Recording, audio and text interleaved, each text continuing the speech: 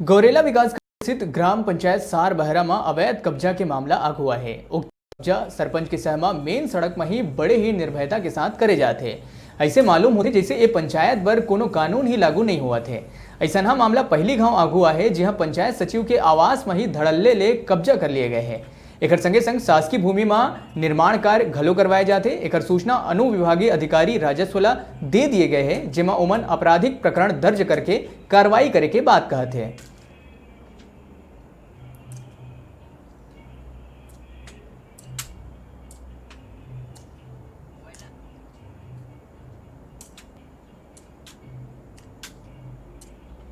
शासकीय आवास गृह है जो सचिवों को आवंटित है, वो वास्तव में शासकीय संपत्ति है। ये सरपंच को या फिर ग्राम पंचायत को यह अधिकारिता नहीं है किसी निजी व्यक्ति को प्रस्ताव के माध्यम से दे।